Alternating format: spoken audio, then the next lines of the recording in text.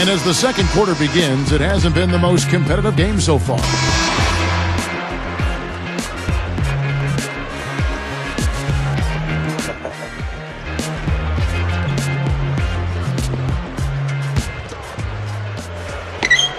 And here comes Roy.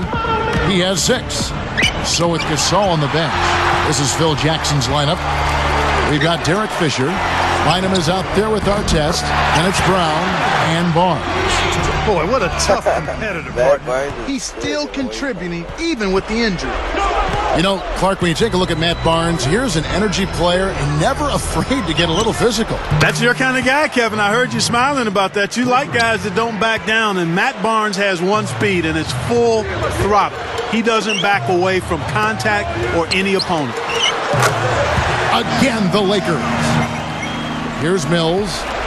Well, the Blazers were a pretty good road team last season as well. Yeah, 24 road wins, which was just 2 behind the win total they had at home. I think to follow up what you said, the Blazers were just a really consistent team, both home and away. Yeah, I agree with you there, Kevin. It's just really unfortunate that they lost so many player games to injury. I mean, you have to wonder what a healthy Portland team can accomplish, because the last couple of years they've had key people go down at inopportune times.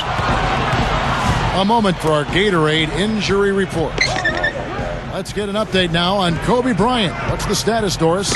Thank you, guys. I got a status report from the Lakers head athletic trainer, Gary Beatty.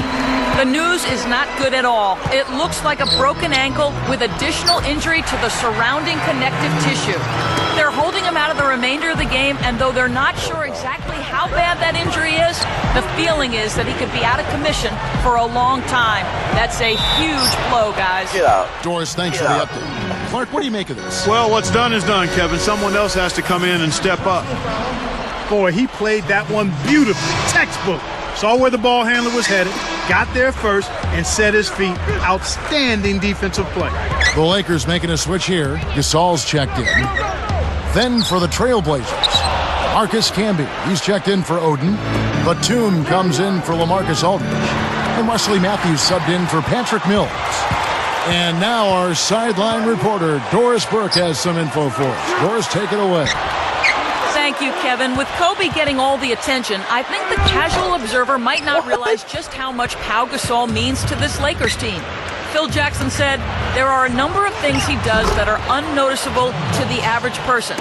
And guys, when you talk about defensively, with his quickness to cover ground, with his great passing, and just his overall IQ for the game, Gasol is a huge part of the Lakers' dominance.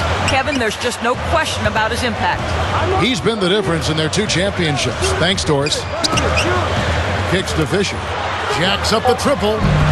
And again, the Lakers no good. Not able to find it here in the second. He's off stride and off track just a bit after that one he had earlier. They got to stay persistent, Kevin. They're on a little run here, but they need to keep their focus to get back in the game. So timeout called here, the first for Los Angeles.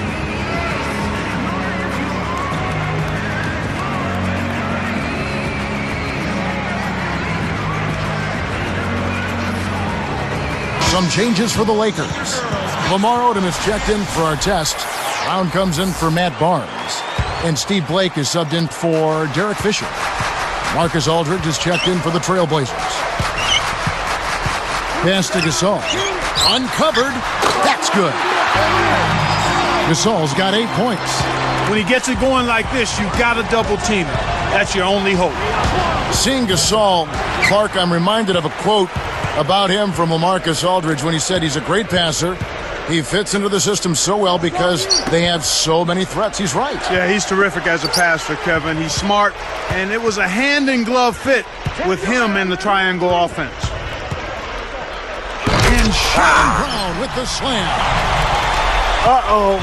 A little bit of a statement made there while he hung on the rim. That's one way to make sure the whole building knows exactly what you just did. Roy with the bucket.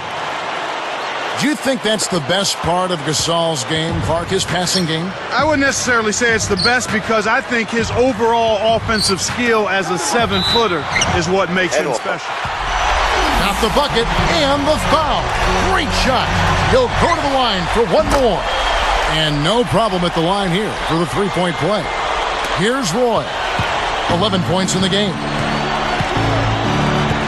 He dumps it off. Batum for three. Can't hit. And it's the Lakers taking it the other way. They led by as many as 18 points. Here's Brown. It's taken away by Wallace. And Portland with the ball. 15-point game. The shot's good from Roy. As the defenders were getting back on defense trying to protect the basket, he got a good look from downtown and said, why not? Nice three ball. Kept alive. Here's Gasol. And a great second effort right there. Gasol's got 10 points in the game. You have to block this guy out, Kevin. He's just too active on the boards to be left alone. For three, Roy. And again, it's the Trailblazers from deep. He's been stroking it from long range all game long. Actually, most of his points have come from beyond the arc. With the shot. Gasol, no good. That's not something you'll see very often. Got the mid-range jumper he wanted, but off target. In an effort to solidify the middle, they've changed to a 2-3 zone. No good from Roy. When you settle for that kind of shot, that's a wasted possession. That is not a high percentage look. Man, he sure gets up there, doesn't he? Oh, like few others, Clark. His hops are off the charts. Nice execution, too. Here's Matthews, and that's not going to go. And the first half is now in the books. It's the HP Halftime Report.